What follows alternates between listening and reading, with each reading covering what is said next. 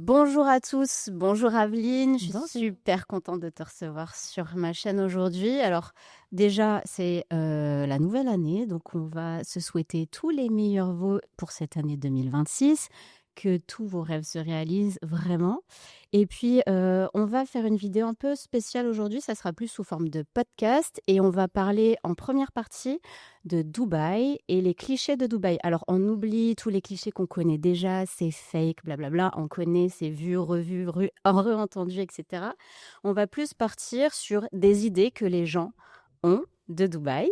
Et ensuite, restez bien jusqu'à la fin parce que pour la deuxième partie, on va parler des relations amoureuses. Et puis, voilà, ça va être une espèce d'échange entre nous. Je vais te poser des questions, je vais donner aussi mon opinion, etc. Donc, il n'y a pas de vérité absolue dans cette vidéo, mais il y a notre vérité à nous, nos opinions à nous, pardon, et c'est ce qu'on veut vous partager aujourd'hui dans cette vidéo. Alors, pour ceux qui me découvrent aujourd'hui, qui ne me connaissent pas, je suis Myriam, j'ai 35 ans, je vis à Dubaï depuis 1 an et demi et je suis hôtesse de l'air et mindset coach. Et puis, je vais te laisser le plaisir et le soin de te présenter, Aveline. Merci beaucoup. Bonne année à tout le monde. Du coup, moi, c'est Aveline. Et pour ceux qui me découvrent sur ta chaîne, d'ailleurs, merci pour l'invitation. Moi, en fait, je suis youtubeuse aussi et je viens du milieu sportif et artistique. Waouh, j'adore. Pour la petite anecdote, Aveline et moi, on est aussi associés dans la vie. On a monté une petite entreprise ensemble à Dubaï. On organise des croisières bien-être et spirituelles. Vous retrouverez toutes les infos, si ça vous intéresse, dans la barre d'infos. Alors, sans plus tarder, on va commencer. Et puis, je vais te poser une première question. Et puis, tu me donneras ton avis. Donc, restez bien jusqu'à la fin pour accéder à la deuxième partie aussi. Alors, est-ce que pour toi, Dubaï, c'est une bulle qui est déconnectée du monde réel? Alors oui, je pense que c'est une bulle un peu particulière, de par déjà l'infrastructure de Dubaï qui est assez impressionnante. Alors j'aime pas dire qu'il y a un côté superficiel, mais j'aime dire qu'il y a un côté chaud.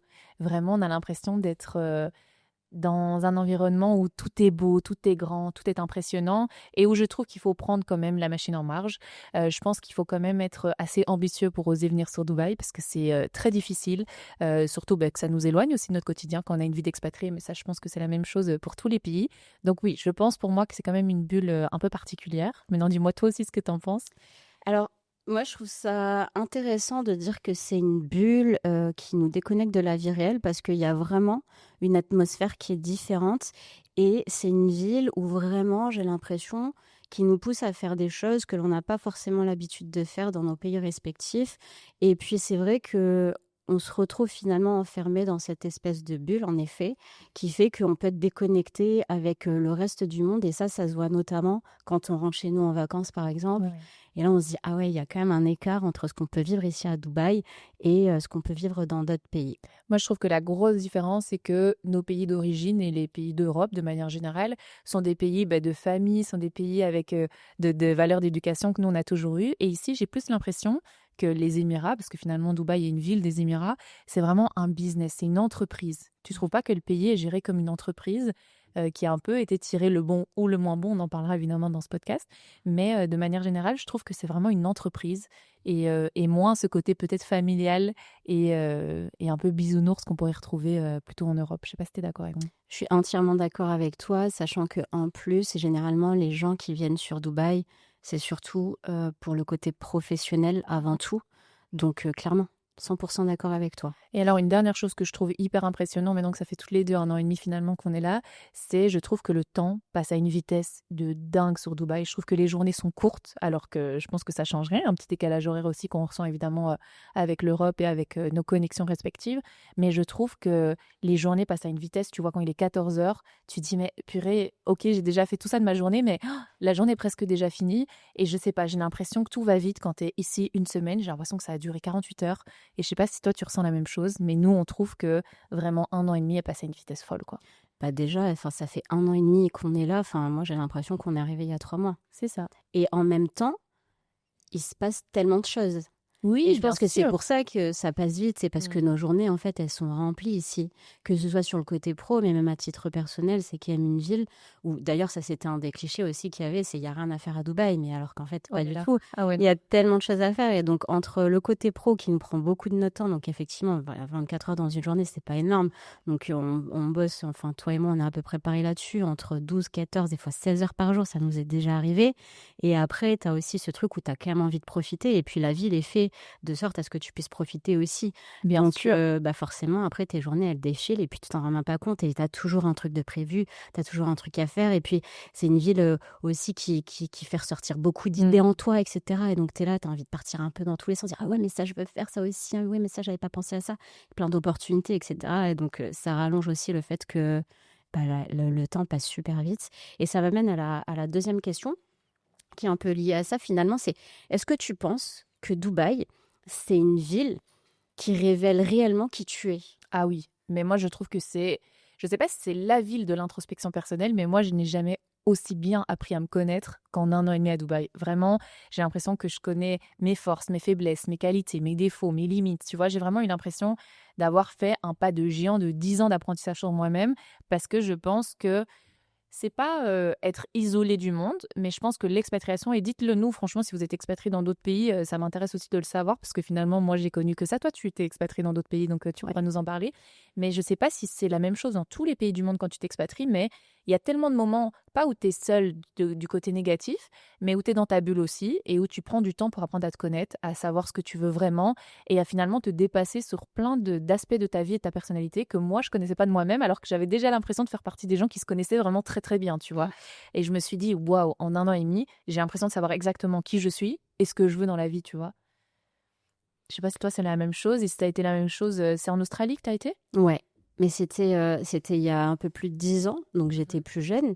Mais quoi qu'il en soit, je pense que l'expatriation, ça te révèle réellement. Mhm. Pourquoi? Tout simplement parce que tu es dans un autre environnement, tu es plus dans ta zone de confort. En fait, nous, dans nos vies en Europe, que toi en Belgique ou moi en France, c'est quand même facile. Je veux dire, on a des âges où on a construit une vie, on avait construit aussi une certaine stabilité dans nos vies, etc., qui faisait que on avait l'impression de se connaître parce qu'on avait fait ce travail de cheminement, d'épanouissement de soi, de dev perso, etc. Et on avait l'impression de se connaître, alors que finalement, on se connaît jamais réellement et on apprend encore à se connaître parce que on évolue dans la vie au quotidien et qu'on change et qu'il y a plein de choses qui changent autour de nous aussi. Donc on apprend avec ça. Mais clairement, pour moi, Dubaï, tu te révèles parce que donc tu sors de cet environnement, de cette zone de confort. Mais il y a aussi ce truc, on vient chercher quelque chose à Dubaï. On s'expatrie pas juste pour venir vivre à Dubaï parce que la Mhm. vie coûte très cher ici. Il faut subvenir à nos besoins, etc. On en reparlera certainement après. Et donc, en fait, tu as le côté professionnel où donc, du coup, tu sors de ta zone de confort et donc tu testes des nouvelles choses ou même si tu fais la même chose, tu le fais différemment Je fais parce que le marché différemment. n'est pas le même, etc. Tu vises Mhm. plus la même clientèle, certainement. Enfin, il y a plein de paramètres qui rentrent en compte. Et donc, forcément, ça te pousse à sortir de ta zone de confort. Et si tu sors, en tout cas, si tu l'élargis, je préfère dire élargir sa zone de confort, il y a des situations pour lesquelles tu vas être confronté et pour lesquelles, en fait, tu sais pas comment tu vas gérer. Et donc, ça va apprendre sur toi. Bah, tiens, cette situation. Peut-être que si on m'avait dit avant, j'aurais pas su comment j'aurais pu me débrouiller, mais aujourd'hui, elle est là et il faut que je fasse avec. Donc, comment moi, je vais faire en sorte de trouver une solution, comment je vais gérer cette situation, etc. Donc, forcément, tu te découvres à nouveau. C'est-à-dire que je pense qu'on a, nous, intrinsèquement ce que l'on est, et puis après, il y a des évolutions de nous. Et donc oui, clairement, l'expatriation, de manière générale, ça révèle qui tu es, et encore plus à Dubaï où tu as quand même une pression qui est énorme, Ouais. assez élevée. Je sais pas si tu es d'accord avec ça. Ouais, je pense qu'il faut avoir les épaules pour Dubaï. C'était peut-être pas fait pour tout le monde et ça vient réveiller certaines insécurités, je trouve, de manière Attention, on va générale. pas trop vite parce que j'ai des questions en lien avec ça. Mais c'est vrai que moi, c'est ce que ça a fort réveillé chez moi et je me suis dit: «Waouh, t'as vraiment des gros downs, des gros ups», mais bon, du coup, on en reparlera après. Mais c'est vrai que voilà, il faut avoir les épaules pour, mais je pense que c'est accessible à tous et pour revenir juste sur un point, moi, Dubaï, ça m'attirait pas. Vraiment, je faisais partie un peu des gens qui, de base, se disaient: «Ouh, c'est un peu trop, superficiel», comme on pourrait le croire et c'est vrai que moi, j'étais plutôt, rangée du côté d'aller à Bali, tu vois? D'ailleurs, toi aussi, on en a parlé, c'est vrai Ouais. qu'on a plein de points en commun. Et moi, le côté Bali, j'avais déjà été, je me suis dit, ah, c'est cette vie-là que j'aimerais, qui me fait rêver, où je suis connectée à la nature, etc. Et Dubaï a été une incroyablement belle surprise. Et j'ai retrouvé la nature qu'on pense pas présente à Dubaï, mais mon quartier est hyper vert. Toi-même, tu sais, Ouais, on habite dans le même quartier. même. On a trop de points communs. Et c'est vrai que moi, Dubaï m'a surpris, agréablement surpris. Et pour revenir sur une généralité, 100% des gens qui sont venus me rendre visite en 1 an et demi à Dubaï, qui avaient aussi des a priori, ont vraiment apprécié Dubaï. Et pas pour me faire plaisir, parce que c'est des gens assez honnêtes avec moi-même. Et c'est vrai que ceux qui ont l'habitude de critiquer Dubaï ou de le trouver trop superficiel, je sais pas si tu es d'accord avec moi, mais c'est souvent des gens qui n'ont pas mis les pieds à Dubaï. Et Tout le temps. donc, c'est vrai que je vous recommande de vous faire votre propre idée et de pas écouter ce qu'on croit sur les réseaux sociaux, parce que certaines personnes ont influencé une certaine image parce qu'ils ont de l'audience ou parce qu'ils ont la possibilité de le faire. Et c'est pas toujours la bonne image non plus qu'on a de Dubaï. Non, mais venez pas à Dubaï. Non, vous avez raison, c'est nul, Dubaï. Restez en France, vraiment. Laissez-nous dans notre bulle. Non, c'est vrai. Ah, et d'ailleurs, juste la petite parenthèse par rapport à ça, c'est vrai que Dubaï, dans un des clichés, il n'y a que des influenceurs. Mais Non. en termes de pourcentage, je crois que c'est moins de 2% de la population. Donc, en vrai, c'est rien. Il y a Et beaucoup puis, d'entrepreneurs, mais il n'y a pas beaucoup d'influenceurs francophones comme nous on les connaît. Alors évidemment, il y en a parce que ça a ouais, été l'image qui a été véhiculée de Dubaï, mais il y a une grosse différence entre être touriste, être influenceur, être résident, être entrepreneur. Je pense que c'est multifacette, c'est multidimensionnel. ouais, Il y a tellement de paramètres à prendre en compte qu'on ne peut pas généraliser une ville de par l'image véhiculée uniquement sur les réseaux sociaux, vraiment selon moi, quoi. exact. Voilà. On referme la parenthèse, on passe à la question suivante, qui du coup est en lien avec ce que tu voulais dire juste avant. Est-ce que tu penses que Dubaï, c'est une ville qui est dure émotionnellement? Est-ce que tu penses que réellement, il faut être solide mentalement pour pouvoir venir ici? Ça dépend quelles sont tes fragilités et tes insécurités, de par ton passé, ton expérience de vie, de par la personne que tu es, etc. On va reparler aussi, comme tu l'as dit à la fin du podcast, de tout ce qui est relationnel, mais je pense qu'effectivement, si tu es fort attaché aux relations, elles sont très éphémères sur Dubaï. Et on en reparlera plutôt dans les relations amoureuses, mais vraiment même dans les amicales, il y a beaucoup de va-et-vient. Donc c'est très compliqué si on reste sur le long terme de s'attacher aux gens qui potentiellement pourraient retourner rapidement dans leur pays parce qu'ils changent de boulot, parce que financièrement c'est compliqué, etc. Et donc je pense que moi, par exemple, qui ai une attache vraiment émotionnelle et affective, c'est vrai que c'est quelque chose de compliqué à gérer. Mais ça, il faut le savoir en venant et je pense que c'est le cas pour toutes les expatriations, mais à Dubaï, c'est problématique. Donc vraiment, ça, je pense qu'il faut le savoir. Maintenant, émotionnellement, oui, bien sûr, si tu arrives sans bagage, comme tu le disais, sans option et en te disant, ben, je verrai bien ce que l'avenir me réserve, c'est compliqué Dubaï parce que financièrement, il faut s'accrocher. Alors, tu disais que Dubaï était très cher. Vraiment, ça dépend sur quoi. Je pense que c'est très cher, effectivement, par exemple, dans les loyers, mais il faut pas oublier une chose, c'est que toi-même, tu sais, Dubaï, ben, vraiment, ben, tu as la piscine qui est compris dans ton loyer, tu as la sécurité à l'entrée de ta résidence, tu as ta salle de sport généralement. Donc, en fait, c'est tous des abonnements qui, finalement, tu vas pas payer à l'extérieur. Donc, je trouve que l'un dans l'autre, on pourrait s'en sortir financièrement. Mais c'est vrai que, par exemple, l'essence est pas chère, l'alcool est cher. Donc, il y a certaines choses, ça dépend où sont vos priorités de vie et si vous avez envie de construire quelque chose sur le long terme à Dubaï. Donc, c'est plutôt ça. Je pense qu'émotionnellement, pour répondre à ta question, c'est compliqué parce que si tu aimes ta zone de confort, tes amis, ta famille, mais il n'y a rien à faire, c'est compliqué. Moi, ça a été vraiment le plus dur, c'est la distance avec les gens, le décalage horaire, le fait que ben, quand ça va pas, toi, tu vas voir une pote, tu vas te poser dans son canapé et tu discutes avec elle. Ben, là, à Dubaï, voilà, si tu as un chéri avec toi, ben, c'est bien, tu peux décharger. Mais du coup, est-ce que ça a un impact sur les relations amoureuses? Ça peut. Et donc, voilà, je pense que de manière générale, tout dépend de tes insécurités, de si tu aimes la distance, de si tu es aventurière ou pas. Et voilà, moi, je sais pas comment toi, tu le vis depuis 1 an et demi, mais moi, c'est plutôt ça les failles qu'il y a eu. Sinon, le côté entrepreneuriat, ben, j'ai développé des compétences juste dingues que je pensais pas être capable. Donc, le côté business en moi, je croyais pas l'avoir et je le développe. Et je trouve pas que c'est quelque chose de négatif, au contraire. Donc, il y a des points ultra positifs que j'ai découverts de moi-même, mais le côté affectif, ça peut être compliqué à gérer, ouais. Mm. Alors, juste pour parler du côté très cher à Dubaï, c'est vrai, tu as raison. Il y a un Dubaï qui existe aussi où tu peux largement réduire les coûts, hein, ne serait-ce que dans le quartier. Et certes, les logements sont élevés par rapport à la France, mais comme tu dis, ça englobe beaucoup de choses. Après, tu payes différemment ton loyer, etc. Bref, c'est pas le sujet de la vidéo, mais en effet, ça existe. Après, en fait, il y en a effectivement pour tous les budgets. Il y a des quartiers où tu peux très bien vivre pour même des loyers moins chers qu'à Paris, par Ah, bien exemple, sûr. etc. Et avec des meilleurs services et tout. Ça, c'est vrai. Après, moi, je pars du principe qu'on vient quand même d'Europe, où on a quand même, surtout nous, on a quand même un niveau de vie qui est quand même assez élevé dans la tranche. Et donc, du coup, quand tu quittes l'Europe, pour t'expatrier, c'est pour avoir une meilleure vie ou des meilleures conditions que ce que tu as pu avoir en France. Donc après, c'est à toi de voir OK, est-ce que j'arrive dans un pays et donc du coup, je descends un peu mon standard juste le temps de Ouais. m'acclimater, de refaire mes repères, etc. Et puis ensuite, j'adapte. Ou Mhm. est-ce que tout de suite, tu y vas et puis tu dis, moi, j'y vais le truc à fond, je veux la vie que j'ai envie d'avoir là tout de suite et tout. Moi, ça, je trouve que c'est compliqué. Ça, c'est un risque à Ouais, prendre. C'est un risque. Après, tout dépend de la tolérance au risque de chacun. Tout dépend avec bien sûr. combien de bagages, quel est ton bagage, quelles sont tes sociétés, tout. Il y a plein de facteurs à prendre en compte, mais ça fait partie aussi des options, etc. Mhm. Donc oui, en effet, c'est vrai que tu peux vivre pour j'ai pas envie de dire pas grand-chose, parce que quand même pas, parce que tout se paye à Dubaï, Ouais. vraiment tout se paye à Dubaï, tout a un prix, etc. Donc tu peux pas venir avec 1000 euros en poche mensuel, c'est Impossible. c'est juste pas possible. Puis Ou il y a alors, beaucoup de choses à mettre en place et à payer vite, tu vois. Par exemple, quand tu as ton confort de vie depuis toujours, tu te rends pas compte parce que tu as toujours travaillé, tu as toujours payé ton loyer, ta voiture, etc. Ici, tu reprends un peu tout à zéro. Mm. Donc, c'est vrai qu'il y a beaucoup à mettre sur la table dès que tu arrives. Donc, Ouais. moi, je pense qu'il faut quand même un plan B, il faut un peu d'argent de côté, il faut être ambitieux. Voilà, si tu as l'état d'esprit business, je pense que c'est un pays qui est génial, Oui. qui te permet d'avoir énormément d'opportunités. Les contacts sont très faciles à avoir.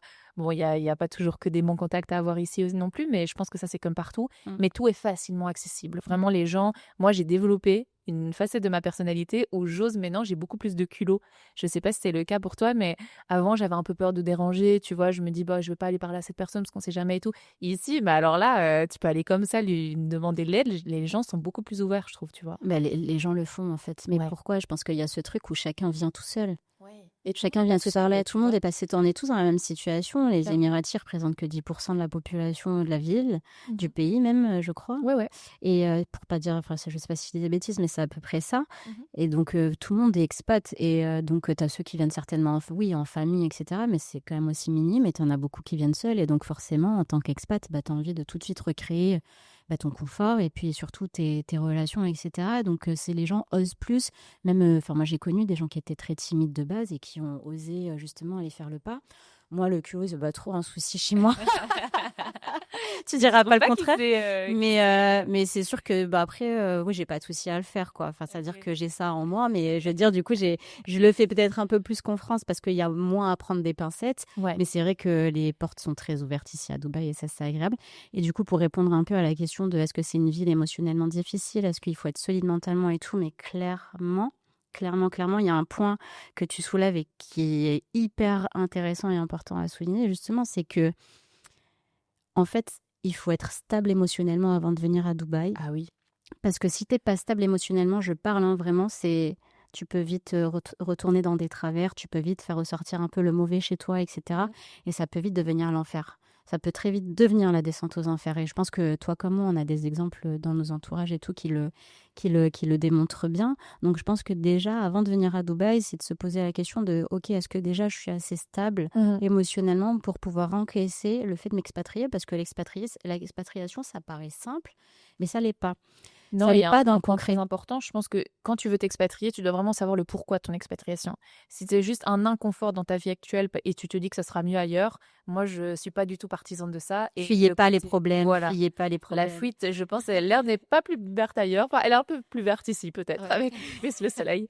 Non, mais je rigole. Mais vraiment, voilà, moi, je pense que les personnes qui m'ont contacté en disant j'aimerais trop faire ce que tu fais, oui, si ton why, si ton pourquoi est vraiment juste et que tu sais exactement la raison pour laquelle tu le fais, tu vois. Mais si tu pars juste en te disant je vais fuir mon quotidien parce que je serai plus heureuse ailleurs, moi vraiment, je suis pas sûre que Dubaï ce soit la ville pour et nulle part dans le monde non plus. Je pense que tu as raison, il faut être stable émotionnellement, il faut savoir pourquoi tu viens et tu dois créer des opportunités autour de l'avenir que tu veux créer sur place, quoi. Ouais.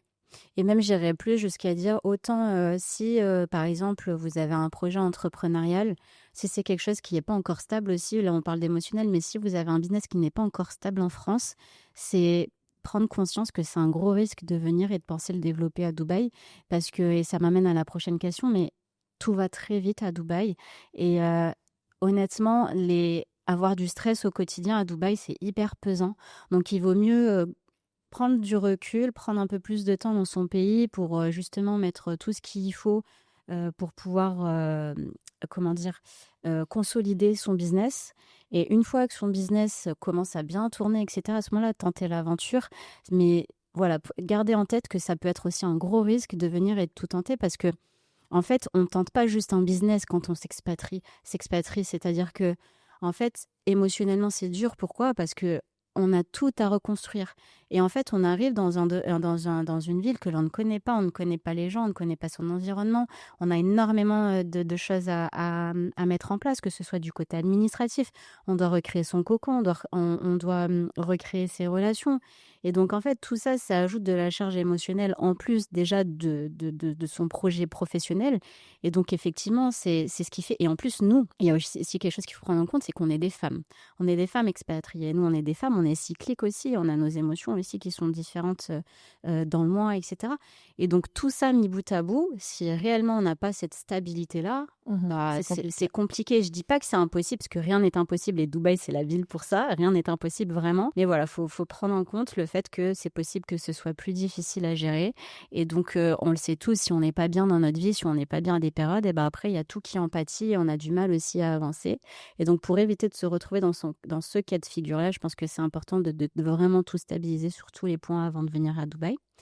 Du coup, c'est une ville. Tu veux rajouter quelque chose? Ouais, je pense aussi qu'un point qui est important, si jamais la personne est un peu susceptible de par le fait de se comparer aux gens, je trouve que c'est une ville où la comparaison est omniprésente. Donc, si t'as pas de problème avec ça, moi, c'est vrai que j'ai pas de problème avec ça, mais je pense que c'est inconscient, on se compare quand même.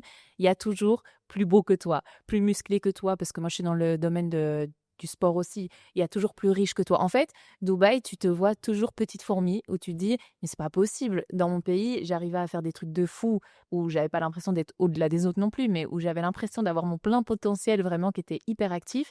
Et ici à Dubaï, t'as beau être au max, tu te dis, c'est jamais assez. Donc il faut avoir le tempérament de vouloir constamment se surpasser. Et c'est là que rejoint un peu le côté du stress que peut-être que toi tu ressens plus. Et donc je pense que si on a le côté stress, le côté anxieux, le côté comparaison, où on se rabaisse, où on est dur avec soi, c'est chaud, mais ça se travaille. Et même si nous aussi, ça nous a touchés à certains moments, je pense que c'est quelque chose qu'on peut entretenir, c'est quelque chose qui s'apprend. Et finalement, on peut tous passer au-dessus, hein, parce que là, on est presque occupé à dire que les points négatifs, mais ça reste quand même une belle ville où on apprend beaucoup sur soi, je pense, malgré tout. Franchement, en 1 an et demi, je pense que j'ai appris, je crois que j'ai gagné peut-être 5 ans sur moi, que si j'étais restée dans mon petit confort en France. Ah oui, mais c'est sûr. Mais rien que le fait franchement, je vous recommande dans votre vie de casser la routine. Et Dubaï, ça nous l'oblige en fait. Et si tu restes dans une routine, tu vieillis tranquillement et puis voilà, les jours se ressemblent un petit peu. Et voilà, sans amalgame non plus et sans stéréotype. Mais c'est vrai que Dubaï, t'es obligé tous les jours, tu fais quelque chose de nouveau. Tous les jours, tu rencontres de nouvelles personnes. L'environnement change constamment, t'apprends. Et on découvre encore des endroits après 1 an et demi. On se dit, ah, mais il y avait ça, si j'avais fait ça plus tôt, ça aurait été cool de le découvrir plus tôt. Et donc, on est tout le temps comme ça et puis ça évolue trop vite. Il y a un commerce, il peut exister pendant 2 mois, boum, il change. Il y a un resto, il existe, boum, il change. Et en fait, tu as tout le temps des nouveaux trucs. Et en fait, c'est vrai que c'est épuisant émotionnellement. Et donc, il faut avoir un peu les épaules pour ça, quoi. Ouais. Et je pense qu'après, une fois que tu trouves ton rythme et tout, c'est plus facile. Ouais. Après, il y a ce truc aussi, tu dis, j'habite ici, genre, c'est pas grave si je fais pas la dernière activité ou le dernier resto, parce qu'en fait, je suis là, je peux le faire quand je veux. Et donc, t'as moins ce truc, je pense, quand tu viens en touriste et tout, t'as envie de tout voir, tout faire. En plus, il y a tellement d'endroits et tout. Mais quand tu vis là, après, c'est différent. Mais c'est vrai que ça te stimule toujours, ça te maintient aussi toujours dans cette activité-là. Et je pense justement, pour l'équilibre aussi, c'est bien de lever le pied de temps en temps et se dire, OK, là, peut-être que ça va pas m'échapper, tout est là, c'est bon, on peut prendre le temps, etc. Et on peut tester. Et donc, ça m'amène aussi à dire, OK, c'est une ville qui va très vite. Et est-ce que tu penses que tout le monde peut venir à Dubaï? Je pense que tout le monde peut venir à Dubaï, parce que c'est quelque chose qu'on peut totalement développer dans sa personnalité. Mais non, c'est pas une ville qui est faite pour tout le monde. Mais je pense C'est que la question. voilà, je pense que tout le monde peut s'adapter, tout le monde peut se dire ok, je veux tenter l'expérience et tout le monde peut y arriver. Comme tu dis, rien n'est impossible. Et moi, je suis vraiment partisan du côté très idéal, le côté très utopique de la vie. Tu vois, moi, j'aime bien rêver, j'aime bien oser, j'aime bien tester des trucs. Mais non, c'est clair que si tu as ces fragilités-là dont on vient de parler, c'est compliqué et il faut pas aller non plus dans une ville pour suivre un move ou pour suivre une vibe, un style, une mode et puis après se dire en fait ça m'a détruit et financièrement je suis dans le néant. Enfin moi je suis pas du tout à prendre des risques, mais j'adore tester de nouvelles opportunités et vraiment me surpasser. C'est vraiment quelque chose que j'ai dans mon tempérament. Mais non, il faut clairement avoir envie de ça. Si t'as pas envie de ça, je trouve que c'est pas du tout une ville pour ça. Si t'as pas l'état d'esprit business, je trouve que c'est pas qu'il n'y a pas d'intérêt à venir à Dubaï, mais c'est vrai que ça va travailler sur toi et tu vas peut-être développer cet état d'esprit business que moi, j'avais pas et que j'ai découvert. Mais c'est vrai que, comme je te dis, moi, par exemple, c'est pas quelque chose que j'avais envie de faire. Ça s'est fait parce que mon compagnon a voulu qu'on s'expatrie ensemble et que, par amour, je l'ai suivi. Mais c'est vrai que de moi-même, je pense pas que c'est quelque chose que j'aurais fait. Et maintenant, avec le recul, ben, j'adore et la preuve, c'est qu'on continue. À la base, on s'était dit, on fait qu'1 an et voilà, on est parti pour notre 2e année. Donc, c'est vraiment quelque chose que tu peux aimer et apprécier, même si de base, tu n'avais pas envie d'aller. Maintenant, est-ce que c'est fait pour tout le monde? Non, mais tout le monde peut le tester, tu vois. Mhm. Mais tu vois ce que je veux dire ou pas? Je vois ce que Toi, tu t'es pas veux dire. d'accord? Ouais, moi, j'ai un avis hyper tranché sur ça. Vas-y. Mais moi, je dirais plus que non, pas du tout. Ah C'est ouais? pas fait pour tout le monde. De la même façon qu'entreprendre, c'est pas fait pour tout le monde. Mhm. C'est-à-dire que oui, on peut développer ces choses-là si on le veut, mais ça veut pas dire que c'est fait pour toi quand même. Oui, je vois ce que tu veux Tu dire. vois ce que je veux dire? Moi, je suis Ouais, plus ouais. dans ça. Et du coup, pour l'avoir expérimenté 2 fois, Mhm. c'est vraiment, il y a des personnalités pour qui Ouais, il y a un tempérament c'est clairement. chaud, quoi. Ouais, c'est chaud, c'est chaud. C'est chaud. Et je me dis, des fois, vaut mieux à la limite tenter autre chose, à la limite, tu vois, prendre un risque différemment ou partir ailleurs qu'à Dubaï. Ou Parce partir que, moins longtemps, tu vois. ou Moi, il partir n'y a moins jamais de longtemps. risque à partir. Tu vois, Ouais. tu peux toujours partir à Dubaï et te dire, ben, je teste 2 mois, après 2 mois, c'est peut-être un peu peu. Je pense qu'à partir de 6 mois, on commence. Et à partir d'1 an, on se dit, bon, là, on fait le point, qu'est-ce qu'on fait? Chaque première année est très compliquée. Ça, je Ouais. pense qu'il faut le dire. Et c'est vrai que ma première année a été compliquée dans tout ce que j'ai expliqué. Et en parlant avec des gens qui étaient là depuis plus longtemps, ils m'ont dit, ma première année était horrible. Ouais. C'est qu'à la deuxième où je me dis, ben là, c'est bon, je suis partie pour X années ou pour tout le reste de ma vie. Et donc, il faut le savoir que la première année est dure pour tout le monde. Donc, c'est pour ça que je pense qu'on peut tous s'adapter. Moi, j'avais pas du tout un état d'esprit business. Je l'ai développé ici à Dubaï et je trouve ça cool. Mais c'est vrai que si ton tempérament le permet pas, c'est clair qu'il faut pas se forcer. Après, je pense que les gens font vraiment là où leur cœur leur dit d'aller. Mais en tout cas, il y a des images à déconstruire de Dubaï, il y a des clichés à déconstruire quand même. Je pense que c'est mieux que ce que l'on pense, Oui. que la majorité des gens pensent. Donc ça, je pense que c'est ça aussi qui me pousse à me dire que c'est faisable quand même. Mais c'est clair que ouais, faut avoir des épaules bien larges et un tempérament de feu quand même, hein. Ouais, comme nous. Ouais. C'est vrai. Non, mais c'est vrai ce que tu dis. Moi, la première année, je l'ai super mal vécu. Mhm. Je suis même rentrée en France, tellement je l'avais mal vécu, alors que c'était un rêve pour moi de... Enfin, j'avais déjà vécu l'expatriation, mais pour moi, le fait de vivre ailleurs qu'en France, c'est quand même quelque chose qui me drive au quotidien. Et du coup, je suis rentrée en France après la première année parce que c'était vraiment difficile sur tous les points. Et au final, c'est parce que j'ai pris ce recul-là. Donc, ça fait quelques mois maintenant que je suis rentrée en France et que du coup, j'oscille entre Dubaï et la France. Et finalement, c'est comme ça que j'y trouve mon équilibre. C'est-à-dire que j'ai plus cette envie d'être au quotidien à Dubaï, mais quand j'y suis, je l'apprécie et je fais ce que j'ai à faire et c'est chouette. Et je suis quand même contente aussi de temps en temps de pouvoir rentrer en France et de me dire, OK, j'aime aussi ma vie et ma stabilité en France. En vrai, il n'y a pas de façon parfaite de faire, il y a juste sa Non. propre façon. Mhm. Et j'avais du mal à l'accepter au départ. J'étais là, enfin, pour moi, c'était un échec complet. Mais en fait, non, parce Non. que on est trop influencé inconsciemment aussi par ce que font les autres. Et tout à l'heure, tu parlais de on se compare beaucoup.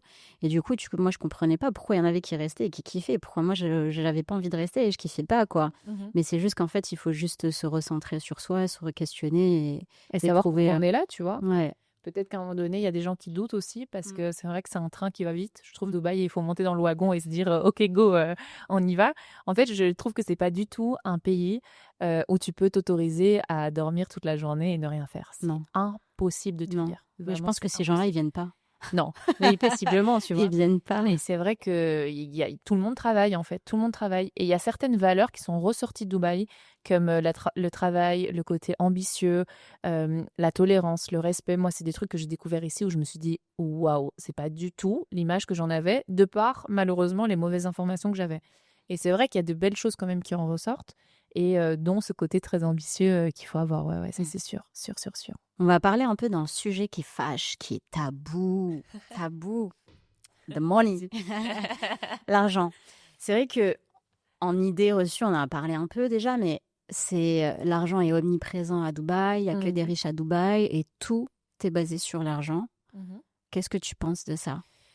Mais moi, je pense que de nouveau, on est faussé par tout ce qui a été médiatisé. Alors évidemment, des belles voitures, vous allez en voir à Dubaï. Des belles villas, des gens qui ont beaucoup d'argent. Alors moi, quelque chose que j'ai découvert depuis ces derniers mois, c'est que bien souvent, ceux qui font le plus de bruit avec leur voiture de course dans la rue, c'est bien souvent des gens qui ont fait juste une loc, parce qu'il faut savoir que les locs sont beaucoup moins chers qu'en Europe. Louer une belle Lamborghini, ça coûte beaucoup moins cher que vous pouvez le faire en Europe. Et donc, c'est souvent eux qui font des vidéos, qui postent ça sur les réseaux. Les résidents sont beaucoup plus discrets, sont beaucoup plus calmes et bossent beaucoup plus dans l'ombre. Donc, est-ce que c'est quelque chose où il y a que des richissimes? Bah non, la preuve en est, franchement, on a gardé notre mentalité et on a gardé vraiment les pieds sur terre, on va dire. Mais non, effectivement, c'est une ville qui promouvoit le fait que tu dois avoir de l'argent pour prendre ce train en marche tout le temps. Donc c'est vrai que inconsciemment, je pense que tu as toujours envie d'en faire plus, tu as toujours envie de plus et il faut savoir, toi, connaître tes limites, de voir si tu es capable à un moment donné de te dire, ok, ben, en fait là c'est bien, je dois pas toujours vouloir plus, au risque d'être un peu malheureux, selon moi, vraiment, tu vois. Mais est-ce qu'il y a que l'argent à Dubaï? Non. Est-ce qu'il y a plus d'argent qu'ailleurs dans le monde? Sans doute oui. Tu vois? Mais voilà, je pense qu'il y a les deux extrêmes et tu peux tout à fait, comme tu l'as dit, avoir une vie tranquille, plus posée, moins superficielle et moins waouh niveau financier, tu vois. Tu peux tout à fait vivre normalement à Dubaï sans mettre en avant ton argent. Mais ça dépend des valeurs, de l'éducation, de ce que toi tu as envie de montrer. Il faut pas oublier autre chose, c'est que montrer qu'on a de l'argent, ça fait vendre aussi. Et possiblement, si tu as un business qui est axé sur le côté marketing, la visibilité ou le fait de montrer que tu fais de l'argent, c'est clair que tu as un peu plus de confiance, sans doute, si toi aussi tu veux faire de l'argent. Donc tout dépend en fait de la niche dans laquelle tu es, mais si tu restes dans le côté comme moi sportif, artistique ou toi humain, je pense qu'on n'a pas besoin de ça en tout cas et on n'a pas besoin de montrer ça ou d'en avoir à outrance, même si je pense que c'est le rêve de beaucoup de gens aussi, tu vois. Mais je pense que tu peux tout à fait avoir une vie normale et il n'y a pas que de l'argent à Dubaï. Il y a un petit côté humain qui reste présent quand même, avec des gens simples en fait comme nous, tu vois. Je suis d'accord, je te rejoins sur tout. Et je dirais, en fait, je pense que les gens, ils ont cette idée-là, ce cliché-là, mais tout simplement parce que en France, c'est tabou de parler d'argent et donc les gens qui en ont, ils le montrent pas. Parce qu'ils ont peur, tout simplement, des jugements, des représailles, etc. Et de la sécurité aussi. Et donc, du coup, en fait, vu qu'ici, tu as cette sécurité et puis tu as ce truc où c'est OK, en fait, chacun gagne ce qu'il gagne et il n'y a pas à se cacher de quoi que ce soit. Et on en parle plus ouvertement, par exemple. On en parle plus ouvertement et donc, pour les gens, c'est plus facile de montrer leur richesse, tu vois. Ouais. Mais c'est pas pour montrer. Moi, je te parle des vrais riches, pas des pingouins là, qui font les guignols sur les réseaux. On sait tous de qui on parle, on ne citera pas de nom. Mais voilà, moi je pense que en fait, les gens qui ont vraiment de l'argent, en fait, c'est juste leur kiff, c'est-à-dire que c'est normal, leur niveau de vie, il augmente. Ils le dépensent différemment et c'est OK. Et il n'y a aucun mal là-dedans. Mais du coup, justement, il n'y a pas de mal à Dubaï de montrer qu'on a une belle voiture, une belle baraque, de la sape, etc., des choses de luxe. Et vu qu'il n'y a pas ce tabou-là, bah, du coup, les gens le montrent. Et du coup, vu que nous, on vient d'un milieu où c'est hyper tabou, on n'a pas l'habitude de ça, on a l'impression qu'il n'y a que ça. Ouais, mais en fait, non, c'est juste que c'est vrai qu'on en parle les mentalités sont différentes et c'est ce qui en ressort. Et t'es plus à l'aise, tu vois. Par exemple, tu peux laisser traîner tes affaires. C'est vrai qu'il y a des vidéos qui tournent sur les réseaux sociaux, mais c'est vrai, moi, combien de fois, voilà, j'ai pas laissé traîner des affaires ou je reviens après dans la salle de sport, j'ai oublié mon téléphone, j'ai oublié mon casque audio. Enfin, il y a rien qui est volé, tu vois. Et c'est vrai qu'il y a des vidéos où on voit les voitures qui restent ouvertes, les apparts qui restent ouverts et tout. C'est vrai que c'est quelque chose de présent, tu vois. Alors, faut toujours faire un peu attention. Mais en France, c'est pas quelque chose que tu t'autorises de faire avec tout ce qu'on entend et tout. Enfin, moi, vraiment, c'est quelque chose qui m'angoisse, tu vois. Mais oui, non, il n'y a pas que de l'argent à Dubaï. Rassurez-vous. C'est marrant que tu dis ça parce que moi, je m'amusais à faire des expériences. Ah ouais, vas-y, raconte. Moi, je m'amusais à faire des expériences par rapport à ça, justement, où ça m'arrivait une fois, tu vois, j'étais en train de faire mes courses et dans un magasin de grandisterie qu'on connaît tous. Et puis, j'avais mon sac à main que je laissais sur mon caddie et je laissais mon caddie genre super loin et puis j'allais 10 rayons après, tu vois. Et j'attendais, je tournais et tout, et c'était juste pour voir si réellement, tu vois, c'était vrai, quoi. Okay. Et effectivement, tu reviens, ton caddie, personne n'a calculé, genre tout le monde s'en fout, genre même les gens qui passent, je regardais, tu vois, même les gens qui passent à côté de ton caddie avec ton sac ouvert, ton portefeuille et tout, ils regardent même pas. Non. Ils regardent même pas. Après, je sais pas si tu te souviens, mais vu qu'on vient du même quartier, on allait bosser dans des cafés, etc. Et moi, j'avais l'habitude d'aller dans un café. Et du coup, bon bref, il n'y avait pas les toilettes dans le café, il fallait marcher un peu plus loin, etc. pour pouvoir accéder aux toilettes publiques. Et toilettes publiques, d'ailleurs, qui sont très propres. J'allais dire. C'est toujours trop bon. T'as envie d'aller dans ces toilettes publiques-là, quoi. C'est pas comme chez nous. C'est vrai que c'est très propre. C'est n'importe. Et puis, c'est beau, genre, tu as envie de rester dans les toilettes. Oui. C'est vrai. bizarre. Et du coup, je laissais mon PC, j'ai laissé mon portefeuille, j'ai laissé mon téléphone vraiment et j'avais genre vraiment aucune crainte par rapport à ça. Et je revenais, rien n'avait bougé, et c'était OK. Et pareil, comme tu dis, dans nos appartements, on a les piscines, les salles de sport et tout. Puis moi, je laissais mon appartement ouvert et puis j'allais à la piscine, à la salle de sport. Et quand tu retournes en France et que tu fais tes allers-retours, est-ce que d'un coup, tu as une insécurité qui s'installe ou est-ce que tu as de nouveau ces petits automatismes qui reviennent où tu dis, ouais, je laisse mon sac, ah mince, mon sac et tout, et que tu fais attention, ou tu es tranquille en France? Non, alors faut savoir que moi, avant d'être hôtesse de l'air, avant tout ça, j'avais une autre vie, c'est que j'étais fonctionnaire de police. Et donc, du coup, j'ai un peu la déformation professionnelle où tout de suite, je sais que je suis en France. De toute façon, dès que tu sors de l'aéroport, tu as bien compris que tu étais en France. Ok. Et tu as tout de suite les automatismes qui reviennent. Et moi, j'ai un peu cette déformation professionnelle d'avant où je fais très attention, je suis beaucoup dans l'observation, dans l'analyse, etc. Du coup, ça me quitte pas. Mais c'est Mais vrai toi, que tu ressens cet écart. moi, je le ressens de ces ouf. allers-retours. Et je le sens aussi différemment. C'est que en France, c'est un quotidien pour tout le monde. Les gens, ils se rendent pas compte que c'est pas normal d'être dans ça. Et quand je reviens ici à Dubaï, j'ai vraiment une pression parce que c'est vraiment une pression en moins. Genre, Ouais, bien sûr. tu vois, mais je me pose pas du tout la pas la question. question, ouais. On me pose pas du tout la question ici. Et donc, il y a vraiment une différence. Et j'ai l'impression, malheureusement, que ça s'arrange pas en France, tu vois, à ce niveau-là, quoi. Donc, bon. C'est aussi pour ça qu'on a choisi de s'expatrier aussi d'une certaine manière, c'est de quitter C'est vrai aussi. que la sécurité est quand même très intéressante. C'est quelque chose qui revient beaucoup quand les gens parlent de Dubaï. Et c'est vrai que moi, ce qui m'étonne le plus, c'est dans le quartier. C'est un quartier très friendly avec les animaux, les familles, etc. Et c'est vrai que il y a des enfants, tu vois, super jeunes. Le soir, ils sont tranquilles sur leur petite trottinette, ils se baladent et tout. Et j'ai jamais mal au ventre, j'ai jamais de peur pour eux. Je me dis toujours, bon, ils se promènent, ils doivent habiter le quartier et tout. Et c'est vrai que ce confort de vie-là, il est ultra intéressant à Dubaï. Et ça te permet de voir que un pays, enfin, après on parle des Émirats de manière générale, mais surtout Dubaï, c'est possible que les expatriés arrivent à vraiment vivre ensemble sans poser de problème, tu vois. Et que c'est pas un problème d'expatriation, c'est pas un problème que des gens viennent d'autres pays, etc. Parce que finalement, on est étrangers aussi, tu vois.